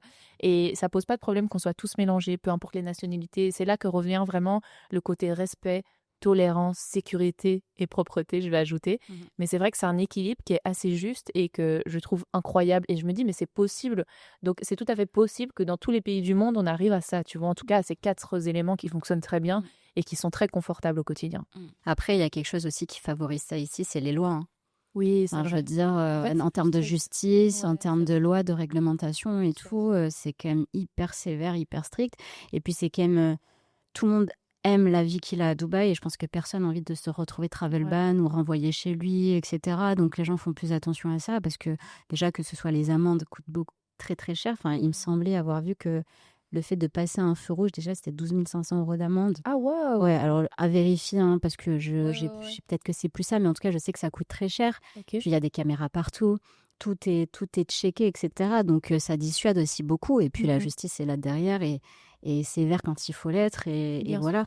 Après, ça reste un pays, une ville, un pays de manière générale avec une certaine culture où aussi il y a des choses qui sont complètement interdites et il faut les respecter, quoi. En parlant culture, je trouvais qu'il y avait un truc très intéressant, c'est qu'on a vécu du coup 2 Noëls à Dubaï. Et Noël, malgré que ce soit pas du tout dans la culture, c'est quelque chose qui met en avant et toutes les communautés, toutes les religions, tout est vachement respecté à Dubaï, mais beaucoup plus que dans nos pays d'origine, je trouve, que ce soit Ramadan, que ce soit Noël, que ce soit des fêtes de n'importe quelle, je sais pas comment dire, n'importe quelle religion culture, finalement et ouais. de culture, est vraiment mis en avant et je trouve ça mais hyper agréable, tu vois. Et je me dis, mais c'est fou quand même qu'on a l'impression parfois que ça pourrait faire peur. Et clairement, c'est vrai qu'il y a une loi, il y a quelque chose, il y a un côté strict qui s'installe où t'as pas trop envie de déborder non plus. Mais je trouve ça ultra agréable de se sentir bien, peu importe d'où tu viens dans le monde, quoi. Tu peux venir de n'importe où dans le monde, il y a toujours de la place pour toi. Et je sais pas si toi tu le ressens, mais je trouve ça fou, quoi. En fait, il me semble que l'objectif de Dubaï, c'est que vu que c'est une ville hyper cosmopolite, etc., c'est que chacun puisse se sentir chez lui. Et donc, du coup, ils fêtent vraiment toutes les fêtes de toutes les religions, de toutes les cultures, etc. Et tout le monde y trouve son compte, quoi. Ouais, et personne ne voit ça à mal, tu vois, tout le monde prend du plaisir. Moi, quand c'est Ramadan, j'ai réussi à apprécier vraiment cette période que c'est vrai que je ne connaissais pas, tu vois, et que j'ai découvert. C'est Mais trop c'est bien. trop chouette. Le mois de Ramadan ici, c'est C'est vraiment incroyable. tout est dans le respect, tout est dans le partage. Il y a beaucoup de restaurants avec les buffets. Enfin, c'est une chouette ambiance, tu vois, et c'est quelque chose qu'on va respecter même durant la journée et tout ça. Et c'est vrai que moi, j'ai appris beaucoup, du coup, sur cette culture. Et je suis beaucoup plus ouverte d'esprit. Alors, je l'ai toujours été en vrai, mais c'est vrai que Dubaï m'a rassurée, quoi. Ça t'ouvre encore plus. Ouais. Après, ils veulent vraiment. Je pense que c'est important pour eux. Ils savent qu'il y a des gens qui viennent de partout et que c'est quand même difficile de quitter ses proches, sa famille, etc. Et ils essaient d'instaurer un confort de vie, une qualité de vie à tout le monde qui soit à la hauteur, quoi. Donc, ouais, ça, c'est chouette. Vous l'aurez compris, on aime beaucoup Dubaï. Ouais, on adore Dubaï. Mais restez quand même en France. Venez pas ici, là. La petite qui insiste. Si vous voulez vraiment avoir notre avis, nous aimons beaucoup Dubaï. Je vais te poser une question qui amène un peu à parler des relations, mais là, la première question elle va être un peu plus générale et puis ensuite, Ok. on va parler à la deuxième partie. Avant ça, n'hésitez pas à nous dire votre avis sur les questions qu'on s'est posées Oui. dans les commentaires, etc. Si ça vous intéresse aussi, si vous voulez voir la suite, n'hésitez pas à vous abonner aussi. Du coup, Aveline, est-ce que tu penses que c'est difficile de créer des réels liens? Je parle vraiment en termes général, relations générales là, mais Mhm. est-ce que tu penses que c'est les relations ici que tu crées, elles sont instables et que c'est difficile de créer des liens profonds ou à contrario, tu penses que les liens sont beaucoup plus renforcés ici? Alors, j'ai 2 avis très différents. J'ai le premier que moi, j'avoue que je suis hyper fidèle à mes amitiés de passé et c'est vrai que je me suis toujours dit: «Bah, après 30 ans, on se fait pas d'amis», tu enfin, on se fait pas d'amis, c'est très, négatif de dire ça, mais j'avais toujours l'impression que c'était réservé à mon petit noyau dur et la preuve en est, on s'est rencontrés et on avait passé toutes les 2 30 ans et on s'est dit: «Mais waouh, comment ça peut être si fort en si peu de temps?» Au point qu'on se voit encore aujourd'hui, qu'on travaille ensemble et cetera. Donc vraiment pour ça, j'ai déconstruit une idée qu'on peut encore se faire des amis après 30 ans et ça, c'est vrai que j'avais toujours l'impression que non. Donc ça, c'est vraiment un point hyper positif, hyper faisable. Après, ça dépend du côté à matcher ensemble ou pas. Et d'un autre côté, je me dis, j'ai eu beaucoup de relations où je mets quand même du temps à m'ouvrir. Je suis pas à donner mon amitié, ma confiance, ma fidélité à tout le monde. Et c'est vrai que du coup, mais il y a beaucoup de relations qui arrivent où d'un coup, on est des communautés, donc c'est très fort. Je trouve que c'est beaucoup plus fort d'entendre quelqu'un qui parle français. Ah, tu parles français? Ah ben nous aussi. Ah ben vous faites quoi? Nanana. Et hop, ça se construit très vite, mais ça se casse aussi très vite. Et donc, il y a beaucoup de gens, comme je le disais, qui retournent dans leur pays. Il y a beaucoup de gens qui finalement, ça convient pas, ils partent ou ils voyagent ou c'était juste quelques mois de passage, etc. Donc, construire quelque chose de solide sur le long terme, je trouve que c'est pas une ville propice à ça. Mais pareil pour les relations amoureuses. Dans mon entourage, alors moi, c'est pas le cas, mais dans mon entourage, il y a beaucoup de gens qui cherchent à être en couple, qui sont célibataires et c'est très compliqué de se mettre en couple à Dubaï, mais je pense qu'on en reparlera après. Et du côté professionnel, nous, ça a matché, mais c'est vrai que nous, on est indépendants, donc je sais pas vraiment comment ça se passe quand tu vas travailler vraiment pour quelqu'un ici à Dubaï et si vraiment c'est des amitiés qui se fidélisent sur le long terme. Je suppose que oui également. Mais donc voilà, ça, je sais pas trop. Peut-être que toi, tu pourras nous en parler. Mais j'ai un avis très tranché aux deux opposés et je pense que pareil, ça dépend de ton tempérament, de ton ouverture d'esprit, de ton ouverture de cœur aussi finalement. Est-ce que tu as envie qu'il y a des gens qui rentrent dans ta vie à l'autre bout du monde? Je pense que c'est important aussi pour pas péter les plombs et pour pas se sentir trop seul, tu vois? Je pense qu'on a besoin de pas s'enfermer dans une bulle et rester dans son appartement, surtout si on a des travails, on va dire de télétravail où tu es sur ton ordinateur et que tu fais de l'argent via l'ordinateur. Donc ça, je pense que moi, grâce au sport, au milieu artistique, ah bah si, en fait, je peux en parler parce qu'au milieu artistique, j'ai quand même fait des gros projets avec la danse, hein. À Dubaï, c'est vrai que j'oublie cette petite partie de ma vie qui est incroyable, où j'ai travaillé notamment pour le National Day l'année passée et tout ça, donc c'était vraiment chouette. J'ai beaucoup voyagé au Moyen-Orient, ça m'a permis de découvrir plein de choses, mais bon voilà, c'est pas le sujet. Mais c'est vrai que du coup, je me suis en fait quand même liée d'amitié, mais c'est pas des amitiés très profondes comme j'ai en Belgique, parce que c'est des one-shots sur des shows, donc on se retrouve sur des shows, on se revoit, on papote, on est sur les réseaux sociaux, c'est des gens qui sont forts dans l'image parce qu'on parle de la danse, etc. Mais c'est vrai que là, je suis moins fidélisée amicalement parlant, tu vois. Mhm. Après, est-ce que tu as le temps et l'énergie aussi pour ça? Je pense que c'est un facteur qui contribue. Ouais, je pense que si t'en as envie, tu peux, hein. Mhm. Tu peux clairement maintenant voilà, je trouve que c'est pas, je suis pas certaine que c'est une ville vraiment pour ça. Il y a beaucoup trop de relations éphémères. Il y a beaucoup trop de gens qui viennent, qui partent et donc c'est dur de s'attacher et je pense que si tu fais partie parce qu'on en parlait, avec, plusieurs filles qu'on a rencontrées sur nos croisières, qui sont là depuis très longtemps, 10, 15 ans et elles, c'est vraiment dur pour elles parce qu'elles, sont des femmes très ouvertes de cœur qui ont, envie de se faire beaucoup d'amis, qui sont très sensibles à ça et le fait de voir des gens partir, elles, ça leur déchire le cœur à chaque fois. C'est comme une mini rupture à chaque fois, tu vois? Même si c'est amical et donc je pense que si on est sensible à ça et qu'on s'attache vite aux gens, c'est compliqué. Il faut réussir à savoir les laisser partir à un moment donné, tu vois? Même si on garde contact par téléphone ou par message à distance. Mais moi, je trouve ça compliqué quand même. Mais d'un autre côté, nous, on est un peu, tu vois, cette exception qui confirme la règle, tu vois? Ouais. Je suis entièrement d'accord avec tout ce que tu dis pour pas changer. Je trouve qu'il y a deux écoles, en effet. Après, effectivement, tu arrives dans un endroit, tu as besoin de reconstruire des liens aussi, ton cercle, etc. Donc, ça peut matcher très, très vite. Mhm. Enfin, moi, je sais que les amitiés que j'ai créées ici, on n'a pas tant que ça, mais quand même, c'est des amitiés très fortes et qui, je sais, valent autant que mes amitiés en France qui sont là depuis des années, tu vois. Et je sais qu'il y a des personnes sur qui je pourrais tout le temps compter, que je verrai tout le temps, même si une d'entre nous a été amenée à quitter, etc.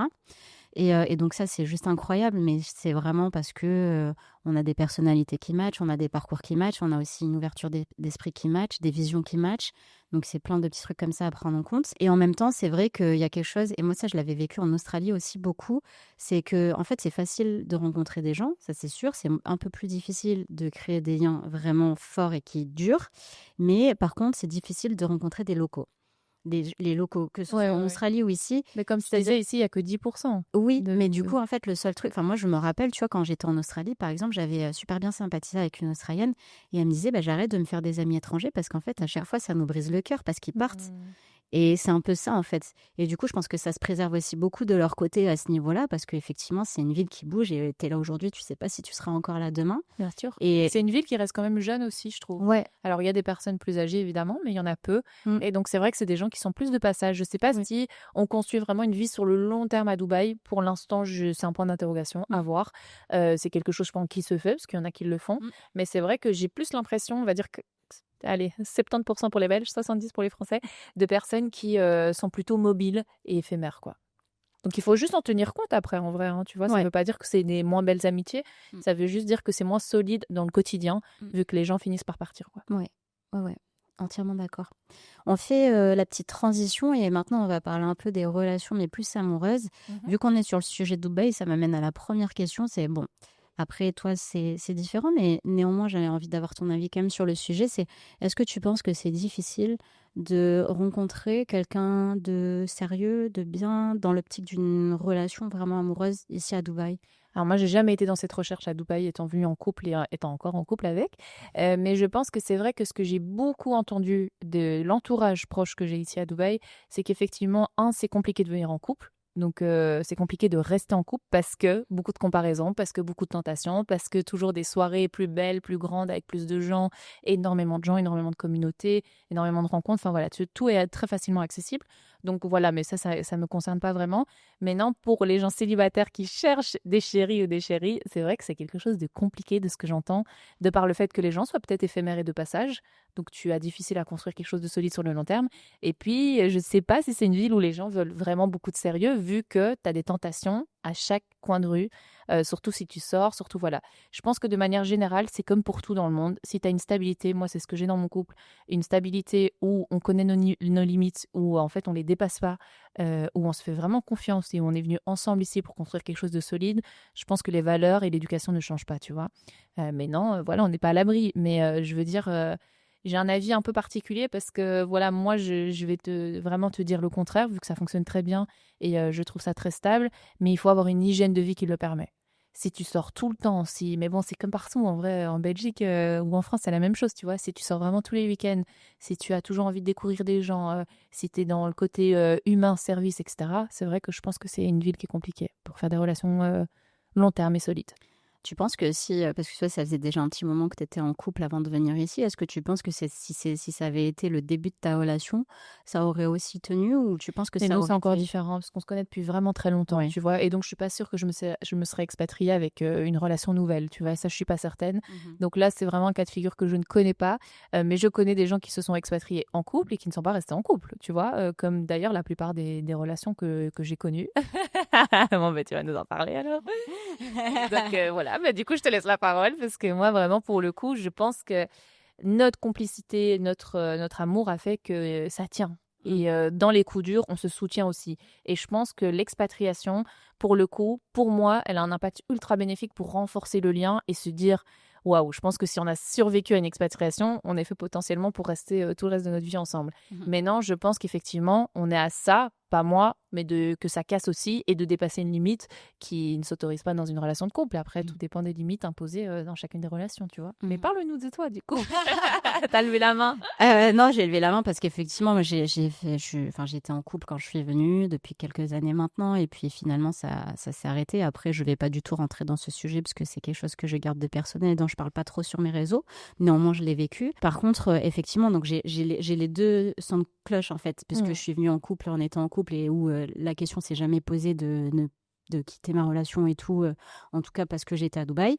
Et puis, j'ai eu aussi le côté célibataire à Dubaï et du coup, rencontrer quelqu'un à Dubaï, commencer quoi. Et je suis d'accord sur un point, c'est que je trouve que c'est plus compliqué à Dubaï de rencontrer quelqu'un de sérieux et de bien, enfin bien, j'ai pas envie d'utiliser ce mot-là parce que c'est quand même assez fort et puis ça englobe trop de choses, mais en tout cas, dans l'optique d'une relation sérieuse, je trouve qu'être à Dubaï célibataire, c'est difficile pour la simple et bonne raison, comme tu l'as si bien dit, c'est que en fait, il y a trop de consommation, trop de choix, trop de facilité, trop de choses en fait qui font que les gens sont devenus indécis et veulent tout. Et je pense que c'est aussi beaucoup biaisé par les réseaux sociaux aussi, tu vois. Donc, c'est difficile de tomber sur quelqu'un qui a un peu la même vision que toi. C'est-à-dire que Dubaï, il y a beaucoup de personnes qui ont la même vision de toi sur l'état d'esprit, etc. Mais après, dans les relations amoureuses, c'est vrai que j'ai l'impression qu'il y a quelque chose qui se perd beaucoup. C'est-à-dire avant, on avait ce truc de rencontrer une personne et on passait sa vie avec, et on construisait notre vie avec, Est-ce etc. que du coup, c'est pas générationnel plutôt que Ouais, personnel, tu vois? c'est générationnel, je pense, et c'est accentué à Dubaï parce qu'il y a une facilité de consommation qui est énorme, parce qu'il y a beaucoup de gens et parce qu'il y a un culte aussi de la beauté, de prendre soin de soi, etc. Même nous qui sommes on est des gens très simples, on n'est pas dans le paraître, etc. Mais je sais qu'on fait quand même beaucoup plus attention à nous, que ce soit au niveau du sport, au niveau de ce que l'on mange, au niveau de notre physique, etc. En tout cas, moi, c'est comme ça que je le vois, sans avoir à rentrer dans des extrêmes, même si j'ai aucun souci pour ça. Et donc, je trouve que ce culte un peu là du paraître, de prendre soin de soi et tout, ça rajoute aussi du sex appeal, ça rajoute aussi du charme, ça rajoute aussi de l'assurance pour certaines personnes, et ça donne envie, tu sais, c'est un peu... Tu sais, c'est la curiosité, le mystère, quoi. T'as envie d'aller voir, t'as envie d'aller chercher et tout. Et je dis ça autant d'un côté que de l'autre, autant pour les femmes que pour les hommes. Et donc, c'est vrai que je trouve que particulièrement à Dubaï, c'est un peu plus compliqué qu'en France de construire quelque chose de Mais je sérieux pense avec dans toutes les quelqu'un. grandes villes, tu vois, et dans toutes les grandes villes où il fait beau, où il y a la Ouais. plage, en fait, moi, je pense pas qu'on a plus envie de prendre soin de nous. Je pense qu'il y a plus de possibilités à prendre soin de nous. Tu vois, les salles de sport sont hyper accessibles. Ben, comme tu dis, enfin, comme je dis, il y a la plage et donc on est souvent en maillot de bain, etc. Donc c'est vrai que parfois, voilà, ton regard se porte un peu plus sur la comparaison et tu te dis un peu plus, bon, ben, j'ai envie de prendre soin de moi aussi parce que tout le monde le fait. Et qu'il y a plus d'accessibilité à bien manger, à faire du sport, à prendre soin de soi, à ne serait-ce que marcher, tu vois. Franchement, c'est une ville où tu marches tout le temps. Beaucoup plus, moi, en tout cas, qu'en Belgique. Je marche beaucoup, je me déplace beaucoup, il fait beau, je vais faire mes courses à pied, enfin, tu vois. Donc, je pense qu'effectivement, ça peut jouer. Mais non, il y a les deux extrêmes. On a connu aussi une copine à nous qui va se marier. Donc, Ouais. tu vois, la relation a tenu aussi. Donc, voilà, en fait, je pense tout dépend. Moi, je connais vraiment toutes les extrêmes à Dubaï. Ou en Belgique, je connaissais plus de mes copines ou mon entourage à avoir des relations beaucoup plus stables, tu vois. Mais ça ne veut pas dire que, voilà, je ne sais pas si Dubaï est propice à la relation ou non, mais tout dépend en fait voilà, de la complicité que tu as dans ta relation, de ce que tu veux vraiment construire sur le long terme et finalement de ce que vous voulez tous les deux. C'est clair, si on a un des deux qui est un peu plus, c'est la première fois qu'il s'expatrie, c'est la première fois qu'il est un peu en vacances, c'est la première fois, voilà, tu vois. Je pense que la grosse erreur aussi en arrivant à Dubaï, c'est de ne pas se sentir en vacances et de ne pas se sentir comme un touriste. Et moi, ça a mis un peu de temps. Donc vraiment te mettre dans un mindset où tu travailles, où ta vie elle est un petit peu comme elle était en Europe, mais voilà, ton quotidien ne doit pas spécialement changer, même s'il fait plus beau, s'il y a plus d'opportunités à sortir, etc. Et je pense que si tu gardes ce cadre-là, il n'y a pas de monde où ça fonctionne pas. Après, il y a toujours des relations qui fonctionnent pas. Enfin, tu vois, on n'est pas là à généraliser quoi que ce soit. Mais moi, j'ai tout connu de mon entourage à Dubaï. Vraiment des relations qui fonctionnent très bien, qui fonctionnent pas du tout, qui se marient, qui se séparent, qui divorcent. Enfin, vraiment sous toutes ces coutures.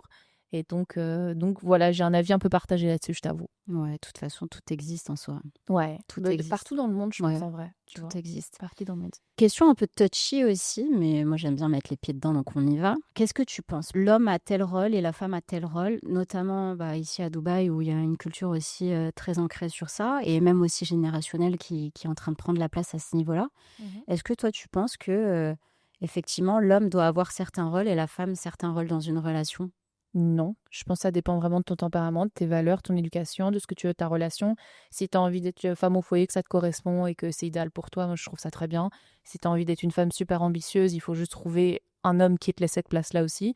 Moi j'ai la chance, tu vois, d'avoir un homme qui me laisse cette place-là et où on est tous les deux très ambitieux, on a tous les deux envie de faire vraiment la même chose et vraiment tout est ultra bien réparti. Mais non, je pense que ça dépend vraiment de ce que tu veux dans la vie et de comment tu es. Moi, je le ressens pas plus à Dubaï. J'ai pas l'impression que les femmes sont moins ambitieuses, sont plus des femmes au foyer. J'ai l'impression qu'il y a de nouveau un peu tout, parce qu'il y a toutes les cultures, parce qu'il y a toutes les communautés, parce que on sait jamais ce qui se passe non plus quand la porte est fermée, tu vois. On sait jamais ce qui se passe dans les foyers. Mais j'ai pas la sensation qu'en étant arrivée à Dubaï, ça appartient à une certaine culture à laquelle moi je dois m'adapter. J'ai l'impression de pouvoir prendre la place que j'ai envie de prendre et de pouvoir faire ce que j'ai envie de faire, tu vois.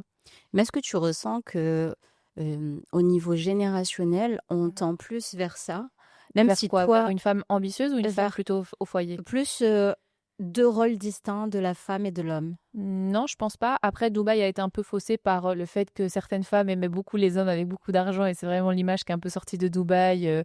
Mais voilà, ça, on le ressent comme un peu partout dans le monde et pas plus à Dubaï. C'est juste qu'effectivement, vu que parfois on voit les trucs un peu plus grands, un peu plus waouh, un peu plus choquants, on se dit parfois, oh waouh, tu vois là, là peut-être ouais, c'est un peu fort. Mais vraiment, en tant que résidente, les gens qui vivent dans mon quartier, les gens qui sont comme nous, qui sont hyper simples et tout, j'ai pas l'impression que Dubaï apporte ça. Je sais pas si toi tu le ressens. Ah, j'ai un Plus. avis complètement Ah différent du ouais? tien. Ouais. Vas-y. Hem, Moi, je pense que déjà, il y a quelque chose, avec les réseaux sociaux. Il Mhm. y a des messages qui sont délivrés et qui biaisent un peu tout ça et Mhm. qui empêchent, en fait, les gens de réellement se poser les vraies questions, à savoir À qu'est-ce Dubaï, tu qui parles ou de manière générale je dans la parle, génération? Ok. de manière générale, mais je le ressens quand même fortement à Dubaï, pas par rapport à moi, mais Mhm. par rapport à ce que j'ai pu connaître ici, dans le sens où bah, j'ai fait quand même beaucoup de connaissances de plein de personnes différentes, hommes, femmes, avec des nationalités différentes, etc. Et c'est vrai que j'ai entendu, tu vois, de la part d'amis, hommes, que ils faisaient attention par rapport aux femmes qu'ils allaient fréquenter, parce que c'est vrai que la majorité des femmes étaient attirées d'abord par le portefeuille avant d'être attirées par le côté humain de la personne. Après, j'ai vu aussi, en sortant beaucoup, des Ouais. femmes aussi toutes seules et qui cherchent justement le provider, tu vois. Mhm. Et après, moi, c'est vrai que bon, il faut pas en faire une généralité, bien évidemment Mhm. qu'il y a de tout, mais je trouve que fortement à Dubaï, c'est un peu décomplexé. Mhm. Et je trouve aussi, tu vois, par rapport aux réseaux sociaux notamment, je vois beaucoup de vidéos avec des espèces de checklists. Tu vois, l'homme, il faut qu'il ait ci, la femme, il faut qu'elle ait ça. Ça, c'est red flag, ça, c'est green flag. Mhm. Flag. Enfin, tu vois, genre. Et du coup, je me dis, mais attends, genre, les gens, ils se basent sur ça pour prendre les décisions de leur vie. Mhm. Ils se posent pas la question. Genre, ils vont pas aller chercher, ok, qu'est-ce que moi j'aime, qu'est-ce que moi j'ai envie, qu'est-ce que si, qu'est-ce que ça, tu vois. Mhm. Et pour répondre à la question, le rôle des femmes, le rôle des hommes, déjà, moi je trouve que le mot rôle, il est trop fort. Il n'y a Mhm. pas de rôle dans une relation. Réellement, pour moi, il n'y a pas de rôle. Il y a un homme, une femme, il y a le je, il y a le tu et il y a le nous. Tu Mhm. vois ce que je veux dire? Et alors, par contre, c'est vrai que par rapport à mon expérience à moi, il y a des choses que j'ai modelées. Par exemple, c'est vrai que très indépendante, très énergie masculine au quotidien, nous, on est dans l'action, Mhm. H24. Genre, j'aime bien dire ça, ça fait rire certains de mes amis, mais moi, je suis dans ma voiture, capuche, en mode rap et on y va, quoi, tu vois. Et du coup, c'est vrai que énergie très masculine, faire, faire, faire, faire, faire. Et du coup, avant, j'avais ce truc de même en couple, je prenais le lead, tu Mais je vois. pense que c'est ton tempérament. Comme tu dis, je crois que Dubaï a décomplexé beaucoup de choses où tu as la liberté de pouvoir être toi-même. Donc, si tu es une nana qui dit, bah oui, moi, je veux quelqu'un avec une bonne situation, je veux un homme qui puisse gérer les finances et culturellement, c'est ce dont j'ai besoin, je pense qu'ici, elle s'autorise à le dire. Et je trouve ça très bien si elles sont OK et que l'homme est OK, tu vois. Mm. Et pareil, à l'inverse, il y a des femmes ici ultra ambitieuses, hyper power woman, business girl et tout. Et je trouve ça très bien qu'elles s'assument aussi. Donc, je crois que générationnellement parlant, on est dans plein d'extrêmes. Il y a la grande mode là des tradwives, je crois que c'est comme ça qu'on dit, ou housewives, ou voilà les femmes vraiment qui retournent un petit peu à ce qu'on faisait à l'époque où les femmes sont plus au foyer et c'est plus les hommes qui travaillent, etc. Et en fait, voilà, il y a juste des vagues de nouveau de mode, etc. C'est juste que je pense qu'en Europe, de là où on vient, on a toujours besoin encore de prouver, de se battre pour pouvoir avoir sa place, etc. Ici, on l'assume vraiment. Moi, ici, j'arrive à vraiment avoir la liberté de me dire non, moi, je veux travailler, moi, je veux devenir indépendante, moi, je veux gagner autant, voire plus que mon homme. Enfin, tu vois, il y a des mentalités où ici, c'est hyper ouvert et où je pense que vu, comme tu dis, c'est déconstruit, c'est décomplexé, il y a une nana, elle a envie de cash, ou un homme, hein. Parfois il y a des hommes qui ont besoin aussi que ça soit la femme qui assure le foyer, tu vois, ça peut arriver. Et ici, j'ai l'impression que c'est dit de manière beaucoup plus cash. Et donc, potentiellement, peut-être toi qui as connu aussi le fait d'être célibataire, peut-être que tu t'es dit, oh waouh, ici, ça s'assume de manière extravagante, que ce soit dans la culture ou que ce soit au niveau finance. Et moi, moi, je l'ai un peu moins vécu, j'avoue, mais je trouve qu'en tout cas, ici, c'est décomplexé. Les gens, ils parlent cash. Tu vois, les gens, ils se disent, cash, moi, je veux ça dans ma vie. Tu coches pas les cases, eh ben, j'ai pas envie d'être en relation avec toi. J'ai l'impression que les gens s'affirment plus, mais peut-être que je me trompe, hein. Non, après, il y a pas de vérité absolue, mais c'est vrai que moi, j'ai eu un peu les deux cas de C'est figure ça, en qui se sont fait. présentés, etc. Et du coup, ça m'amène, enfin, tu vois, j'ai un spectre un peu plus large. Oui, je Et j'avais pense. ce côté où, avant, bah, tu sais, c'était 50-50. Mais tu sais, la question se posait pas parce que c'était dans notre vie, tu Mhm. vois. C'était, on a un compte commun, on partage les dépenses, etc. Et c'était normal et c'était logique et tout ça. Ouais, ouais, bien sûr. Et puis, j'ai eu le truc où, en fait, pour moi, c'est tout sauf une question d'argent. Ouais. Pour moi, c'est tout sauf une question d'argent. En fait, c'est juste une question de valeur Mhm. et de match de manière générale au niveau humain, tu vois ce que Mhm. je veux dire? Et en fait, parce que c- tu cherches la personne avant tout. Tu vois, la Ouais, bien sûr. personne telle qu'elle est, ses principes, ses valeurs, Mais ça etc. dépend, certaines personnes pas, tu Oui, vois? C'est certaines ça. personnes pas. Moi, je te parle vraiment de moi, quoi, tu vois? Ah oui, bien sûr. Et donc, je veux dire, cette personne-là, quand tu la trouves, peu importe si t'es fauché, peu importe si ça de la Bien sûr. thune, t'es bien avec cette personne et c'est OK, tu vois? Mhm. Par contre, moi, ça m'a fait prendre conscience de quelque chose et c'est là où je veux en venir, c'est que quand je suis avec quelqu'un, eh ben, j'ai plus envie d'être dans mon énergie masculine, tu vois? Parce que je te disais avant, j'étais très masculine, très driver, et cetera. Et donc, quand j'étais en couple, bah, je prenais le lead, tu vois? De manière naturelle et j'étais là dans l'organisation, et cetera. Sauf qu'en fait, je suis une femme. Je reste une femme, Mais tu tu as le vois? droit d'avoir les 2 énergies, hein. Et justement, mais j'avais pas mon énergie féminine. Et tu la retrouves alors Et quand tu es tu dans une vois? Et en relation? fait, le fait, justement d'avoir été ici, d'être un peu plus ouverte aussi sur le sujet, d'avoir vécu des choses et de m'être aussi remise en question et cetera. Maintenant, je me dis: «Ouais, c'est chouette». Moi, j'ai pas besoin c'est encore une fois, c'est pas une question d'argent, genre, j'ai pas besoin qu'un mec, il vienne et qu'il me paye mes trucs, je me les paye moi-même, j'ai pas de souci avec ça. Par contre, énergétiquement, j'ai envie que quand je suis avec mon mec, j'ai envie d'être une femme. Tu vois? J'ai envie d'être la petite femme, tu vois, dans les bras de son mec et il drive, il organise et machin et tout ça, il prend soin de moi. Mais Mmh. pas sur le côté financier, encore une fois. C'est pour ça que je dis: «C'est pas une question d'argent, c'est plus une question d'énergie». J'ai besoin qu'en fait les 2 énergies circulent Bien parce sûr. que je me suis rendu compte que justement être dans cette énergie, je vais y arriver, masculine au quotidien, mais ça me draine, Mmh. ça me prend trop de charge mentale et cetera et finalement, physiologiquement, c'est pas quelque chose qu'on est censé, garder sur le long terme. Tu vois ce que je veux dire? Clairement. En fait, tu prenais un endroit où tu étais pas à ta place et moi, je pense que le bonheur d'une relation, alors moi, j'ai l'impression que c'est ça la clé du bonheur et le fait d'être heureux, c'est d'être dans une relation vraiment saine, une relation où tu es surtout toi-même, tu vois? Et je Mmh. pense que quand tu étais à fond dans l'énergie masculine, bah, peut-être que tu t'y perdais parce qu'en toi, tu as de l'énergie féminine, tu as Mmh. ce besoin d'être dans l'être, dans le ressenti, dans l'émotion, dans l'intuition, tu vois? Et je pense que c'est trouver son équilibre en restant vraiment soi-même. Mmh. Et les plus belles relations, en tout cas moi, celles que je vis, c'est vraiment une relation saine où genre, quand vraiment tu vas dormir le soir, tu es en paix, Ouais. tu vois? Et en fait, à partir du moment où tu as ça, peu importe que ce soit des valeurs de l'éducation liées à l'argent, au côté, d'être généreux, d'être gentil, d'être bienveillant dans ta relation. En fait, je pense aussi que les relations, quand tu les trouves, tu dois aussi regarder un petit peu pas ce qui s'est passé dans le passé, mais aussi voir un peu comment la personne, elle a été en couple. Est-ce qu'elle a été longtemps en couple? Est-ce que ça peut aussi définir, tu vois, le genre de personne que c'est et si tu as vraiment envie d'être avec cette personne-là? Et je pense que ici, Dubaï, de moi, ce que moi je connais des gens un peu plus célibataires, c'est plus des petites relations vite fait, bien fait et pas de relations long terme, tu vois. Et je pense que moi, ça a été important aussi de me dire, ben, moi, j'ai besoin d'une relation long terme, c'est ce que je veux une relation saine, etc. Et donc, pas toujours analyser le passé des gens, c'est pas ça que je veux dire, mais toujours savoir aussi ce que la personne veut. C'est l'aligner à tes valeurs, c'est l'aligner à la relation saine que tu veux, c'est l'aligner aux énergies que tu as envie de véhiculer, etc. Et je pense que c'est un équilibre pardon, que tu dois trouver et qui finalement se fait très naturellement. Et donc, je sais pas si c'est vraiment une question de finances, de place, d'énergie, en fait, ça dépend de toutes les relations. Ça dépend de l'homme avec qui tu es, de la femme avec qui tu es, peu importe, et de ce que toi, tu veux vraiment comme relation. Tu vois, il y a des gens, je pense, ils sont pas en même temps présents, au même alignement, où il y en a qui veulent une relation super saine, l'autre, il veut s'amuser, ça peut pas matcher, tu vois. Et c'est quelque chose qui se construit. Et je crois qu'effectivement, travailler sur les énergies, c'est quelque chose d'intéressant, d'être autant dans l'action que dans l'être, parce que nous, c'est ce qui nous ressemble aussi finalement, et de trouver ta place, mais surtout de rester qui tu es, tu vois. Que tu sois à Dubaï, que tu sois à Miami, que tu sois en Australie ou que tu sois en Belgique, je pense que la raison de ton bonheur et ce qui fera que tu seras le plus épanoui dans ta relation, c'est en étant vraiment toi et que l'autre t'accepte tel que tu es. Et vraiment, c'est une phrase hyper bateau, mais je trouve qu'elle fait toute la différence sur les relations qui fonctionnent. Je sais pas si tu es d'accord avec moi. Bien sûr, je suis d'accord avec toi. Selon toi, du coup, pour clôturer un peu le sujet, si tu devais énoncer 3 ou 4 points qui sont importants pour qu'une relation, elle soit saine et durable, tu dirais que c'est quoi? Alors, ça va être très, très, très, très bateau, mais vraiment, c'est ce qui, moi, a fait la réussite de notre relation. Pour l'instant, en tout cas, c'est le fait d'être soi-même, le fait d'être complice et de communiquer, vraiment.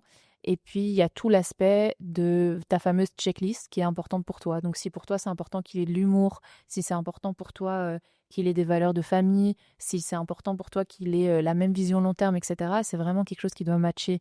Et donc, on a beau dire oui, mais moi, c'est pas très grave si jamais il n'est pas comme ci, comme ça. Ok, mais dans ce qui est important pour toi, est-ce qu'il valide quand même, tu vois? Est-ce que vous avez la même vision future? Et je pense que pour moi, c'est vraiment ces trois bases-là. Si je dois vraiment les généraliser, c'est être toi-même, oser être qui tu es, vraiment. Oser t'affirmer, oser qu'ils voient tes failles comme ta puissance, tu vois. Le côté communication, je pense, est ultra important pour surmonter des épreuves difficiles, notamment lors de l'expatriation. Et puis la vision. Est-ce que vous avez une même vision? Est-ce que ça peut matcher sur le long terme, tu vois? Mm. Toi, tu dirais quoi à cette question? Ouais, je dirais, ça va rejoindre un peu ce que tu dis aussi, mais pour moi, la base, la clé numéro un, c'est la communication. Je sais qu'on l'entend partout, ce truc-là, mais quand je dis communication, c'est la communication efficace. C'est quoi la communication efficace? C'est aussi savoir écouter. Et il n'y a Et rien de c'est pire que savoir... face à un mur. Moi, j'ai connu ça aussi. Et être face à quelqu'un qui communique pas, c'est terrible. C'est vraiment horrible, en fait. Et quand tu l'as connu, tu te dis, OK, la communication, c'est bateau, mais c'est tellement important, en fait. Mais en fait, Aveline, tu sais, on nous apprend pas à communiquer. Non, On nous apprend pas déjà à exprimer nos émotions, on nous apprend pas à communiquer, donc c'est quelque chose que l'on ne sait pas faire. ça Et donc, dépend de l'éducation, je pense. oui, ça dépend bien sûr, tu vois. Mais globalement, on nous apprend pas réellement à communiquer. Quand je dis communiquer, c'est pas faire du boudin de son côté et dire ah, tu m'as saoulé. Tu vois ce que je veux dire? Ouais. Communiquer efficacement, c'est savoir écouter, c'est savoir aussi comprendre, même si tu partages pas un avis. Tu vois, c'est pas de forcer l'autre à avoir le même point de vue que toi, etc. Donc moi, pour moi, le point le plus important, ça passe par la com. Après, ça dit quelque chose qui est très vrai et qui est aussi hyper important pour moi, c'est le fait de pouvoir être soi-même avec quelqu'un.